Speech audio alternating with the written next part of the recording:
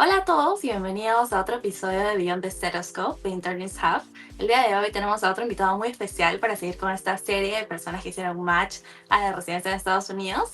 Y el día de hoy está con nosotros Ronald Cadillo. Así que bienvenido. Muchas gracias de verdad por darte un tiempo de hablar con nosotros y contarnos tu experiencia. Muchas gracias, Estrella. La verdad, un placer estar acá y bueno, compartir mi experiencia. Ojalá les sirva a muchos alumnos, como que en algún momento yo también busqué la experiencia de otras personas. Sí, definitivamente justo ese es el objetivo de todos estos videos. Así que bueno, te he presentado un poco vagamente. Quisiera que te presentes un poco más para que los demás te conozcan y sean más o menos eh, quién eres, ¿no? Bueno, mi nombre es Ronald, tengo 28 años, me gradué de la universidad en el 2022. Fue una de la promoción en la cual mi internado fue algo parado por el tema de la pandemia, pero las cosas salieron mejor. Y recientemente matché a MedStar Washington Hospital Center, que me encanta el hospital, me parece la ciudad es hermosa, así que muy feliz por eso, la verdad. Y ha sido un camino largo, pensé que iba a durar menos, pero valió la pena también, vale la pena el esfuerzo. Sí, totalmente vale la pena. Y primero te queremos felicitar por eso, por un gran programa que se escogió, en verdad. Y queríamos hablar un poco sobre, desde antes de que empiece toda esta preparación, más que todo, cómo así decidiste estudiar medicina, cómo decidiste estudiarla en Cayetano. No sé si nos podrías Ya, contar un poco eso. sí, por supuesto. Uh, yo no tengo esta historia cliché que, no sé, me pasó algo con un familiar o que se me murió o tuve un acercamiento al hospital. Yo fui bastante pragmático, creo. Pensaba en qué era bueno. Sabía que me gustaban las ciencias. Dentro de esas, biología era la que más me gustaba. Pero quería una aplicación, no quería como que dedicarme a una ciencia pura. Y también siempre me gustó estar en contacto con personas, trabajar en equipo, hablar con diferentes personas, conocer diferentes ámbitos de ellos. Y pensé que tanto la medicina me podía ofrecer eso, me podía ofrecer la parte científica, pero también no perder ese contacto humano con las personas y decidí elegir esta carrera. Ahora, Cayetano, precisamente sé que es la mejor universidad en medicina actualmente. Yo creo que fue la mejor decisión que tomé, no solo por los amigos y que prácticamente son como familia para mí. O sea, si te das cuenta, desde que comienzas la carrera son 7 años, pero luego sigue el camino de la graduación, sigues con esas mismas personas, si es que van a irse o sea, si es que siguen el camino de los STEPS, por ejemplo, se van para España, se van formando pequeños grupos que siguen contigo y te van apoyando en todo el camino, así que muy aparte de los amigos, creo que los contactos es súper importante, aunque y creo que a veces no, la gente no lo ve de esa manera. Yo creo que los contactos te permiten no solo oportunidades de investigación, las oportunidades laborales también. Así que Cayetano siempre creo que o sea, siempre que hay alguien de Cayetano, ya sea en este país o en el extranjero, creo que siempre me han dado la mano y nunca me han cerrado una puerta cuando le he tocado. Sí, exacto. Es como una pequeña familia, creo que decimos Sí, todos, ¿no? sí, es verdad. Y siendo que esta familia, como la vas conociendo mucho más en el externado, en el internado, incluso después, aunque al inicio de la carrera es un poco más como lo que decías de estas ciencias puras, biología, química, incluso fármaco, no sé si, o sea, durante la carrera, ¿cómo eras como estudiante? ¿No? De repente al inicio no encontrabas tanto eso que te gustaba de trabajar con personas o lo encontraste en un curso específico, ¿cómo fue eso? A ver, yo diría que al inicio de la carrera yo era un alumno bastante promedio en el sentido de que no tenía como un sistema formado de cómo estudiar. Seguía el sistema que había desarrollado en todo el colegio. Lo único en el colegio sí fue, creo que al menos importante, que tenía dos profesores que me enseñaron que el autoaprendizaje era la mejor manera. Entonces yo solo llevé eso a la universidad.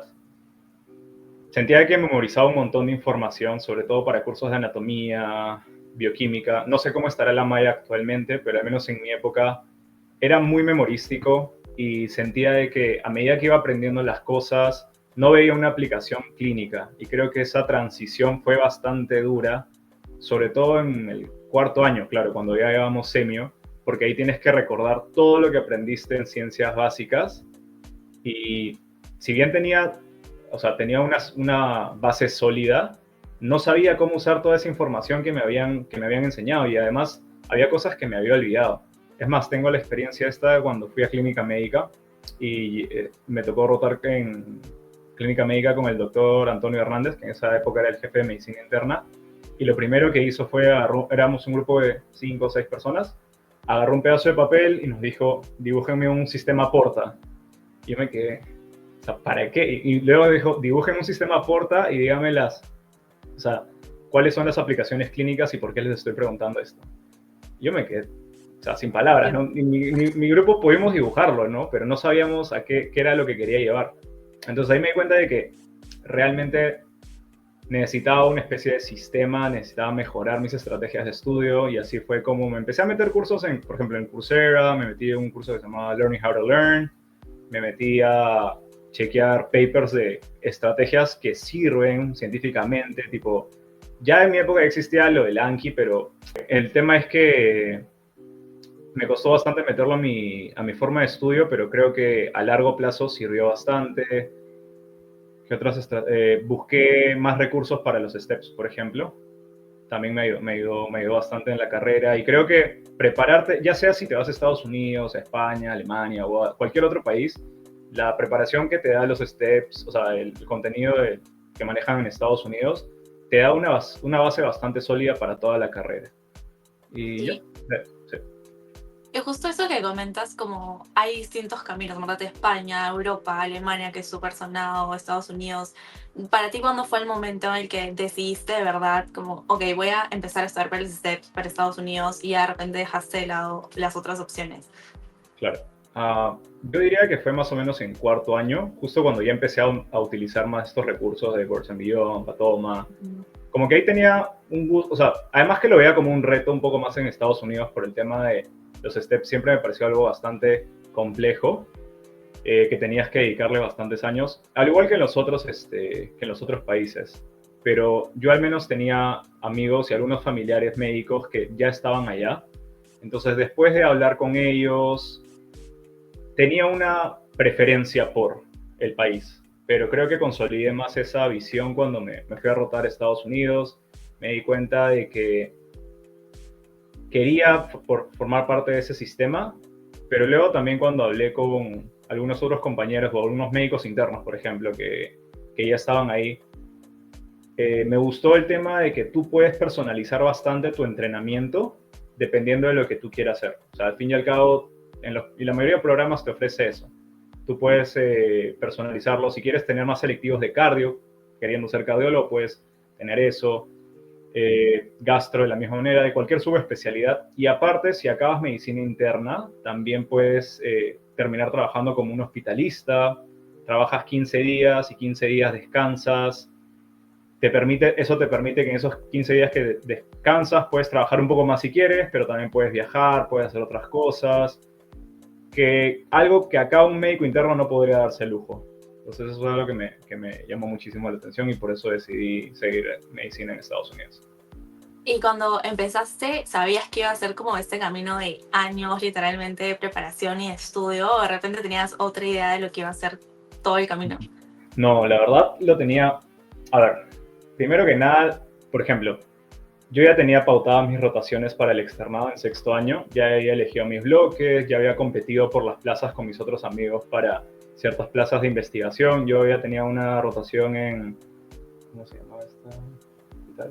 Bueno, ahorita no se me viene el nombre, pero ya tenía algunas rotaciones pautadas, ya estaba comprando pasajes, había aplicado un fondo de viajes que nos daba la universidad, y vino la pandemia, nos cambió todo, nos mandó a nuestras casas. Y como tú sabes, las rotaciones son súper importantes, no solo por el CV, sino por conseguir las cartas de recomendación. Entonces ya solo eso generó bastante estrés, no solo a mí, a un montón de mis compañeros que también querían el camino de Estados Unidos. Luego regresamos al hospital, hubo un pequeño gap donde algunas personas pudieron rotar, yo pude ir menos mal a Texas, y ahí fue mi primera rotación. Y después, cuando acabé la carrera, yo dije, ya, me voy a tomar unos 5 o 6 meses en dar el primer step, otros 6 meses para dar el segundo, y mi idea inicial fue para postular al Match 2024. Pero bueno, se presentaron oportunidades laborales que no podía dejar, quería ahorrar también dinero para poder pagar las rotaciones, porque es un proceso también, es costoso, no solo es el tema de rotaciones, tienes que ver en dónde te vas a quedar, la alimentación, movilización, transporte, etcétera. Son varias variables que yo no había tomado en cuenta inicialmente, pero se fueron dando y luego tuve que también quise descansar un poco entre mi Step 1 y mi Step 2, porque me sentía un poco agotado y creo que como este es un proceso largo, si puedes darte la oportunidad de hacerlo lo más calmado posible, creo que también va a mejorar tus notas, vas a llegar más tranquilo, no te vas a quemar, pero también yo entiendo que hay personas que quieren hacerlo acelerados, que necesitan salir por razones personales pronto del país, etc. Pero al menos ese fue mi camino. Entiendo que tú hiciste el Step 1 terminando la carrera. Sí, terminé en el 2022, en junio fue la graduación. Comencé a trabajar a toque en lo del Gorgas, por ejemplo, fue mi primer trabajo y trabajé como tutor de fisiología en la universidad y conseguí un trabajo en una clínica dermatológica y estaba trabajando ahí hasta, bueno, continúo trabajando en la clínica esta, pero más o menos entre enero y febrero del 2023 di mi primer step, el step 1, de ahí descansé un mes, que creo que también me quitó un poco de ritmo, porque estudias un montón. Y luego compré nuevamente el UWorld 2 y ya a medida que iba avanzándolo, lo di casi un año siguiente. Ok, ¿y cómo así, con qué recursos es que empezaste a estudiar para los exámenes, ya sea para el Step 1, si varió para el Step 2 o fueron los mismos siempre? No, sí varió un poco. Para el Step 1 creo que es súper importante. O sea, UWorld siempre va a estar. Eso me parece que es el banco predilecto y que es algo que no se debe cambiar. Al menos por ahora. He probado ambos. Lo usaba para ciertos puntos específicos. Sobre todo para reforzar ética, comunicación con el paciente, communicational skills, también bioestadística. Bioestadística también me parecía, al menos para mí, se me dificultaba un poquito, así que necesitaba un segundo banco para eso. Para aprendizaje utilizaría Birds and Beyond, Pathoma me gustaba mucho. Sketchy me encantó para micro, o sea, microbiología, fármaco, usaba un poco de Sketchy, pero eso ya depende también qué tan cómodo te sientas. Y creo que eso me pareció más que suficiente y bueno, el First Aid, ¿no? Solo para revisar algunas cosas, tener como que un esquema mental de todo. El First Aid me parece una buena herramienta. No lo utilizaría como herramienta de estudio, como herramienta de aprendizaje como tal, sino más como una especie de guía, o sea, de checks. Ok, esto ya lo vi. Como un pequeño resumen, algo así. Sí. Ya. Y yo creo que es súper importante también, y me di casi cuenta al final de mi preparación, conocí a un recurso que se llama Mailman Medical, que es un pata que ha hecho una recolección de todos los NBMEs, que son como los simulacros de los Step 1 y del Step 2, y básicamente te dice qué es lo que realmente te van a preguntar. Y cuando di mi Step 1, me di cuenta que hasta las mismas imágenes vienen de los NBMEs. O sea, si tú mientras hagas una mayor cantidad de NBMEs, te vas a sentir más seguro en el examen. Entonces yo creo que eso es súper importante. Eso es para el Step 1. Para el Step 2, UWorld y Mailman Medical para mí fue Anki. Yo siempre le metí Anki desde cuarto año, me acostumbré a hacer Anki de forma diaria. O sea, hasta en Año Nuevo o en fiestas, antes de irme yo me acuerdo que hacía mis Ankis. O sea, me volvió un poco... la racha. Sí, exacto. Lo de la racha me motivaba bastante. Hay gente que lo hace ahora con Duolingo, creo. Pero ya. Pero para nosotros es Anki. Sí, ya, sí. Entonces, más que todo, UWorld como base de estudio Birds and Beyond, y de ahí hacer exámenes de práctica todos los que podamos. Exacto, porque eso te va a ayudar a dos cosas. El tiempo. Yo creo que en el examen hay dos factores súper importantes. Tu manejo del tiempo y tu manejo tu mindset. Si tú ya vas como que, pucha, ojalá, ¿qué pasa si es que jalo? ¿Qué pasa si lo doy mal? Yo creo que ya comenzaste con el pie izquierdo.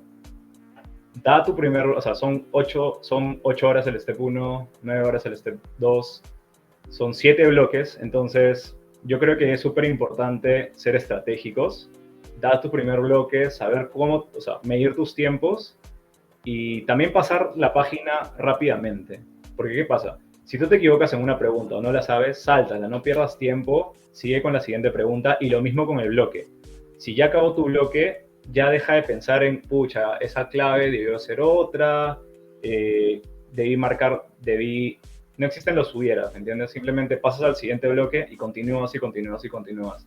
Porque así no pierdes tiempo, optimizas tus energías y ya pues. Sí, en verdad es un gran consejo porque al final son tantos temas y es tanta información que siempre va a haber algo que no vamos a saber en el momento del examen. Y siempre distrae, ¿no? Como quedarte pensando en esa pregunta que no sabías. O sea, Bueno, también algo importante creo que es sobre todo que no se, o sea, que con respecto, si ustedes ven cualquier reporte del Step 1 o del Step 2, sale qué porcentaje de preguntas van a venir de cada curso. Entonces, ¿de qué te sirve? Yo, no, por ejemplo, no le di mucha importancia a bioquímica, ni a, ni a la parte de genética. O sea, la habré estudiado una semana antes, un poco, porque no, o sea, de cada bloque te viene, o sea, cada 2 bloques te vendrá una pregunta de bioquímica o una por bloque. Y al menos para el Step 1 ahorita que es Pass and Fail, ya no lo veo necesario que te enfoques tanto de la misma manera en que lo hacíamos, bueno, lo que se hacía antes para sacar un score bastante alto. Entonces, si es un pass and fail, ya con que tengas entre un 70, si estás sacando ya 210, 220, ya puedes ir tranquilo para darle este turno. ¿y en qué áreas fueron en las que tú más te enfocaste para el Step 1 y el Step 2? En el Step 1, sistemas y toda la parte de fisio, fármaco, o sea, fisio, pato y fármaco lo tienes que tener al derecho y al revés. Eso es lo que más viene, sobre todo patología. O sea, tienes que saber las láminas, tienes que saber conectar los fármacos, porque a veces, o sea, si ya has hecho algún banco, te vas a dar cuenta que las preguntas del STEP son de 2 o 3 pasos. Te dan un caso clínico y no te preguntan el diagnóstico muchas veces. Ciertas preguntas pueden ser de diagnóstico, pero te dicen, ok, el paciente tal, tú sabes cuál es el diagnóstico y te dicen cuál es el mecanismo de acción del fármaco que tendrías que darle. Entonces ya son 3 pasos, entonces tienes que saber conectar eso y optimizar el tiempo. Ok. Bien, entonces eso en cuanto a los exámenes, pero sabemos que toda la preparación no solo es estar concentrada en los exámenes, sino también en las rotaciones. Entiendo Ajá. que tú fue un gran problema porque la pandemia les canceló todas las rotaciones que son en el externado, que son como las primeras, más importantes. O sea, ¿Cuándo fue que en verdad puedes hacer tu primera rotación y cómo la conseguiste? la primera rotación que yo tuve fue en DHR, la conseguí por el doctor Robalino, le escribí un correo, le dije, mira, quiero rotar en cardio, porque o sea, sigue siendo la especialidad que más me gusta todavía. Y un grupo de mi promoción también estaba allá y estaba rotando, así que aproveché, fui a rotar, fue una excelente rotación, el doctor Robalino es un médico excelente, me di cuenta que los intervencionistas trabajan todo el día y es algo que les encanta a todos, o sea, viven para trabajar, los disfrutan. De ahí mi segunda rotación ya la conseguí para después que di el Step 2, más o menos en marzo, roté en marzo y en abril del 2023 y fui a rotar a Miami. Estuve un mes en el Jackson Memorial en medicina interna y ¿qué más? El siguiente mes estuve en hematología en un hospital al lado, que es UMH. Ya. Yo creo que ¿Y el reto de la... Sí, todo esto ya por el programa de Harrington o sí, por exacto. contactos que tú No, tenías? ya no se puede postular de forma, o sea, por otro lado. Siempre es por el Harrington, hasta donde yo tengo entendido. Todos tienen En que pasar Miami. por el filtro de Olivia Cata. Ujú. Yo creo que lo más difícil de las rotaciones o lo más importante es saber pedir la carta. O sea, cuando es un doctor peruano, yo creo que él ya sabe.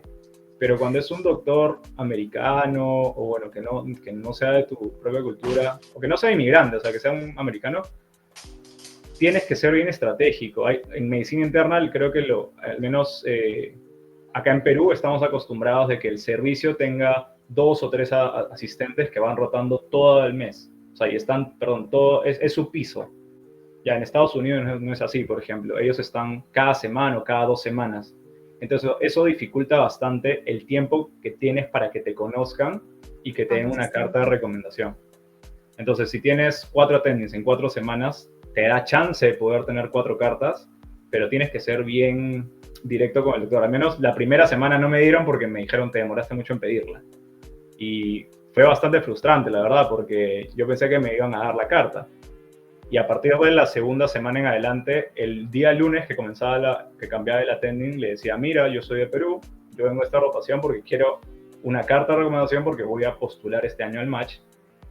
Para el jueves le pedía un feedback. O sea, no, el lunes le preguntaba qué expectativas tienes qué expectativas tienes y qué es lo que debería demostrarte como para que me des esa carta. El día miércoles, jueves, a mitad de semana le pedía un feedback y entre el sábado y el domingo ya le pedía la carta. Y ahí me daban o no, ¿no? Lo bueno es que ya Entonces, sí. ser bien directo desde el inicio y decirles qué es lo que quieres. Totalmente. Ellos entienden, o sea, no es que sea algo nuevo para ellos. ¿Sí? Y creo que también es importante no perder el contacto después de la rotación, porque los doctores rotan con miles de alumnos. Tú no eres la única estrella en el cielo. Entonces van a rotar más personas, se va a olvidar de ti. Entonces cada cierto tiempo escríbele cualquier cosa o hazle recordar que este año vas a postular y que te escriba más bien la carta pronto y que la guarde y que simplemente cuando llegue el momento solo la suba y punto. Porque ellos son los encargados de subir las cartas de recomendación al sistema. Exacto. Y los tiempos también, la carta a veces demora en subirse, tienes que tener en cuenta esas cosas al momento de postular. Sí, es importante marcar bien tu tiempo. ¿Y más o menos cuántas rotaciones en total tú lograste tener antes de postular? 3, las que te dije. Y obtuve alrededor de o sea, tuve 6 cartas. O sea, tuve 5 cartas de Estados Unidos y 2 cartas de acá, que eran de mi mentor de acá del laboratorio de inmunología y de la doctora Afan, que es la actual chairman de medicina, que siempre te lo piden, la mayoría de los programas te piden. Ya, ¿y qué recomendaciones darías? O sea, ¿a qué doctores, al menos de aquí, de nuestra universidad, qué características tienen que tener para que tengan peso también? Porque no todas las cartas de recomendación tienen peso para el programa. Mira, entre esto del peso es bien variable porque la mayoría de doctores americanos no conocen a los doctores de acá. Yo creo que también no solo importa el peso, o sea, quién te le escribe, sino realmente cuánto te conoce y qué cosas va a decir de ti. Porque al menos en las entrevistas algunos doctores me hablaron de las cosas que decían en la carta. No se enfocaban en, mira, el doctor de tal programa me dijo esto. ¿No? Me dijeron lo que específicamente, oye, me gustó que tu doctor se refirió así de ti. Entonces creo que eso es un poco más valioso a veces de qué tanto te puede conocer un doctor, o sea, y hablar bien sobre ti, que enfocarte tanto en qué doctor te la escribe. Como que te presente bien ante todos los programas, en verdad. Sí, evidentemente si el doctor ha hecho residencia afuera o algo así, va a tener un poco más supongo que va a tener más de peso, pero ahora esto de qué cosa vale más es bastante subjetivo. Yo no diría que es una fórmula donde ya esto pesa más, esto pesa menos. Cada persona te va a dar su propia experiencia y creo que van a ser distintas. Claro. Y bien, ahora yo sé que para ti la investigación ha jugado un rol súper importante desde incluso la carrera. No sé si me puedes contar un poco cómo fue que empezaste a hacer investigación en inmunología, el programa de Gorgas también. ¿Cómo fue eso para ti? Bueno, yo comencé a investigar en segundo año. Pasa que teníamos este curso de introducción a la investigación de la excelentísima doctora Elsa González. Sí, realmente. Y uno de los invitados, ella generalmente cada semana invitaba a un doctor para que pueda dar una de las clases. Él daba su línea de investigación. Y bueno, los alumnos que querían se podían acercar a conversar con el doctor. Entonces fue así como con el doctor Martín Montes. Él dio una clase, me acerqué a él, me acuerdo que en esa época postulamos como unas 14 personas y estábamos en el verano 14 puntas en el laboratorio y solito la gente se fue quitando y luego quedamos 3 o 4 personas que ya nos mantuvimos durante los siguientes años. Yo creo que a mí me dio bastante gusto hacer investigación en ciencias básicas, pero es algo que toma muchísimo tiempo. Yo esperaba, y esto fue algo también por inexperiencia, que iba a salir algo más rápido. Los proyectos de ciencias básicas, entre la planeación, entre la ejecución, entre, por ejemplo, recolectar a mis pacientes para mi tesis, que yo pensé que me iba a tomar solo un verano, me terminó tomando casi 2 años. Entonces, fue algo que me retrasó bastante. Pude tener mi tesis solo, pero ahora yo recomendaría, si volviera a hacer algo que se quiten el tema de la tesis lo más pronto posible, que no necesitan descubrir la panacea, ni investigar algo necesariamente que les encante, simplemente para quitarse el tema de encima y luego pueden dedicarse a investigaciones que puedan hacerlos en menor tiempo y que les pueda dar un mayor número de publicaciones para postular. Ahora, en mi caso, yo no postulé, yo no tengo ninguna publicación indexada. Tenía un póster con unos amigos que conocí en Miami, pero eso fue todo. Creo que para medicina interna todavía no, dependiendo del programa, eso sí. También tienes que ver si el programa, no sé, es un programa donde la investigación pesa muchísimo, no van a ver tu aplicación. Pero para mí no era lo que me interesaba. Yo quería ver un programa más clínico, que no le dé tanto rigor. Ahora ya para el fellowship quizás sí me voy a poner más las pilas para hacer más research, pero por el momento no. ¿Y sientes que esto del programa del Gorgas también te ayudó como para el match, como una experiencia? Sí, totalmente. O sea, ustedes cuando postulen van a tener o sea, que llenar sus 10 experiencias. Ustedes pueden poner las que quieran. Y muchos de los médicos me preguntaron sobre el Gorgas. Les parecía súper interesante que nosotros como alumnos podamos discutir los casos y de cierta manera guiar a veces a algunos doctores que ya son attendings y son por varios años en O otro bueno, no sé idioma. si podríamos explicar un poco qué es el Gorgas para los que no Sí, conocen de claro. repente un poquito, creo que nos podemos de repente hablar. Claro, el Gorgas es un curso internacional dirigido por la universidad en conjunto con la Universidad de Alabama, UAB. Entonces, lo que hacen ellos es traer a médicos de todas partes del mundo, que van a ser los alumnos, vienen al Hospital Cayetano Heredia, al área específica de tropicales, y rotan alrededor de 2 meses. En esa época en la cual yo estuve fue solo un mes por el tema de pandemia. O sea, tuvieron la mitad del curso lo tuvieron por clases virtuales y la parte presencial la tuvieron así. Pero creo que actualmente son 2 meses, ahí Sí. puede cambiar un poco eso. En fin, ellos rotan no solo en el servicio de tropicales, sino que van a otros hospitales de Lima, pero lo chévere y lo divertido creo que el Gorgas es de que hay trips a Cusco donde pasan o sea, por los hospitales y también en Iquitos. Entonces tienen la oportunidad de conocer distintas patologías tropicales, infecciosas, que evidentemente no van a ver en otro país o no van a ver específicamente en sus países, ¿no? Ujú. Entonces nuestro rol, al menos el mío éramos 4 personas nada más, a diferencia de otros años donde participan bastantes alumnos. Éramos 4 egresados y lo dirigía Paloma Cárcamo en ese momento. Y nuestro rol era básicamente coordinar todas las actividades de los alumnos Gorgas. Y a veces teníamos que traducir los casos, teníamos que dirigir algunas pequeñas sesiones de parásito, de algunos laboratorios.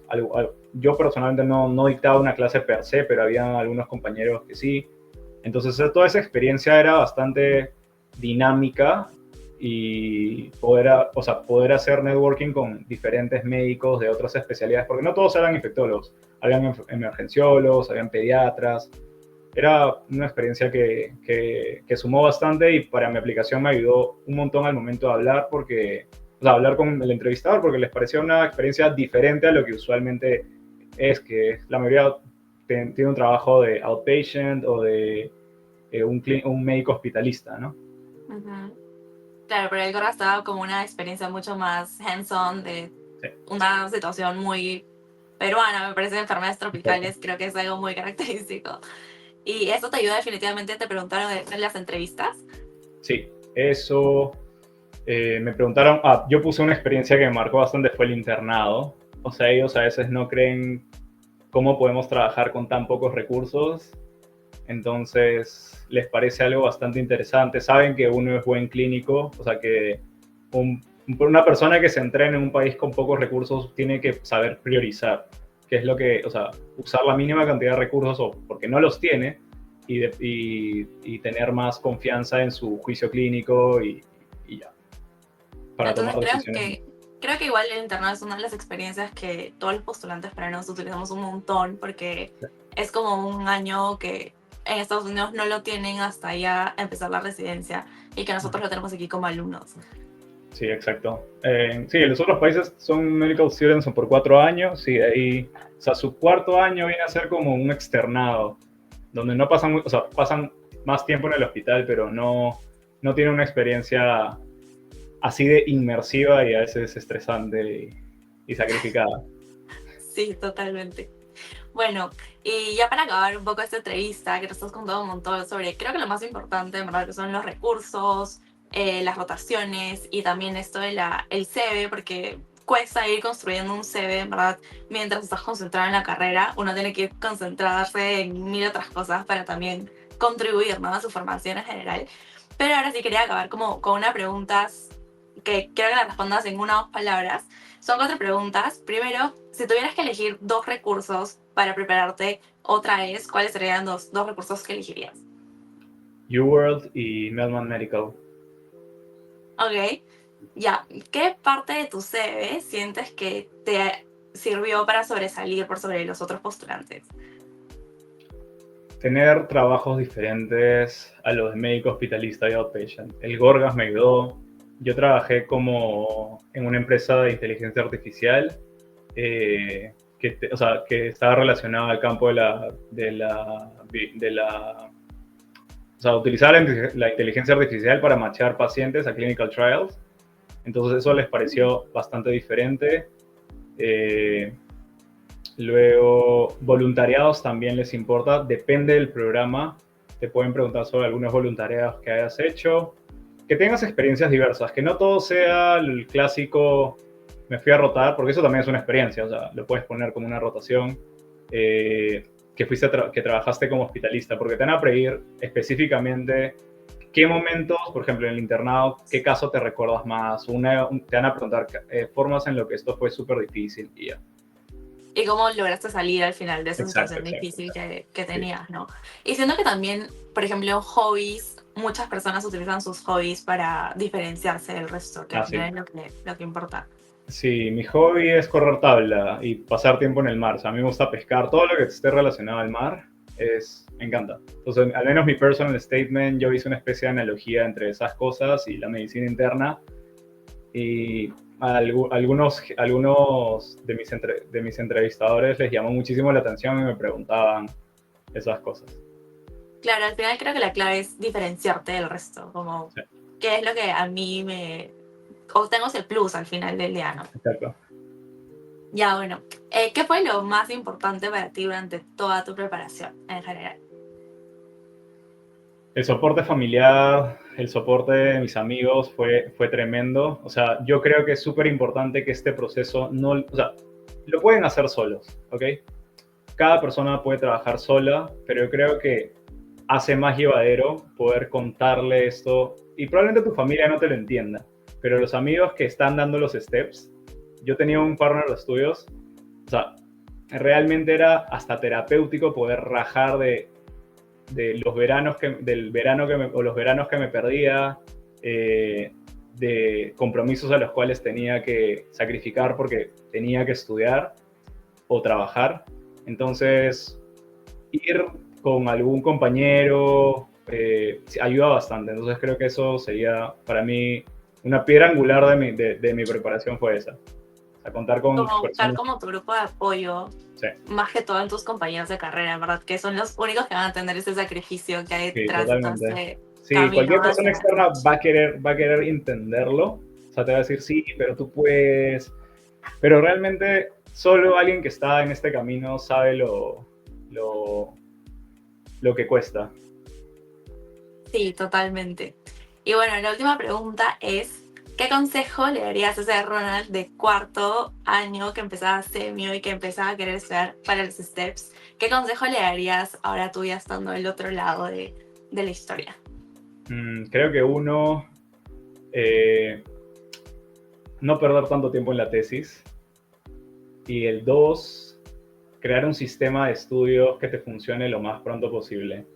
Porque eso te va a permitir no solo aprender mejor, memorizar mejor, retener mejor, sino de que te va a permitir tener más tiempo libre y no tienes que quemarte. De verdad, la carrera puede ser dura, pero una vez que yo encontré mi sistema, creo que no tuve que estar amaneciéndome o tener que sacrificar noches enteras estudiando, sino de que una organización adecuada, cuidarte a ti mismo también, cuidar tu salud mental, y eso sí es súper importante y creo que es algo que no se habla mucho, pero al menos en mi promoción, al menos un 50%, un 60% o hasta diría que más, terminaba con depresión o ansiedad. Y eso es algo de que se habla, pero no siento que se hace mucho por los alumnos de medicina, ya sea en la Cayetano, y debe ser lo mismo en otras universidades. Sí, seguramente. Y para eso, como, ¿qué crees que te ayuda a ti para no llegar a ese burnout de ya no quiero más con eso? Porque siento que es muy fácil tirar la toalla, porque es tan difícil que en cualquier momento uno dice ya, prefiero otro camino más fácil de repente. O sea, cuidar tus funciones biológicas, creo que es el sueño, priorizar tu sueño. Mira, te puedes quemar, yo creo que, no sé, estudiar, amanecerte, por ejemplo, que estudies 2 o 3 horas más, no va a ser un cambio sustancial en un examen. O sea, puede dártelo por un examen a corto plazo, por ejemplo, un parcial, ¿ya? Pero, por ejemplo, si te vas a dar el ENAM, los STEPS, y te quieres amanecer para eso, un día no va a hacer ninguna diferencia. Entonces creo que ahí, o sea, descuidar tu sueño es horrible. Hacer deporte, o sea, cualquier actividad, gimnasio, natación, llámese lo que tú quieras. Pasar tiempo con o sea, tiempo de calidad con las personas que quieres, ¿no? Tu pareja, tu familia, tus amigos. O sea, durante todo este proceso, mis amigos, mi pareja, mi, mi familia también han sido una piedra angular y creo que durante toda la carrera eso no es algo que ha variado. Ok, entonces eso creo que es algo diferente, porque a veces no nos concentramos tanto en la meta, que es al final dar los steps y hacer match, que nos olvidamos de todo el resto que, como tú dices, en verdad es lo más importante para que nos lleve a esa meta final. Sí. Y bueno, con eso hemos terminado la entrevista. Muchas gracias, Amara Ronald, por este tiempito que te has dado para contar tu experiencia y te deseamos mucha suerte ahora que empiezas la residencia y ahora en los años que te quedan de entrenamiento. Muchas gracias, Estrella. Fue un gusto estar acá Ok, y me alegra que hagan estas iniciativas ahora en la universidad. Creo que es bastante nutritivo para los alumnos que quieren ir ya sea a Estados Unidos o también a otras partes. sí, claro que sí. Listo. Entonces, muchas gracias a todos por ver el video hasta acá. No se olviden de seguirnos en nuestras redes sociales de Instagram, TikTok y aquí en YouTube. Y ya nos vemos para el siguiente episodio. Chao. Hasta luego.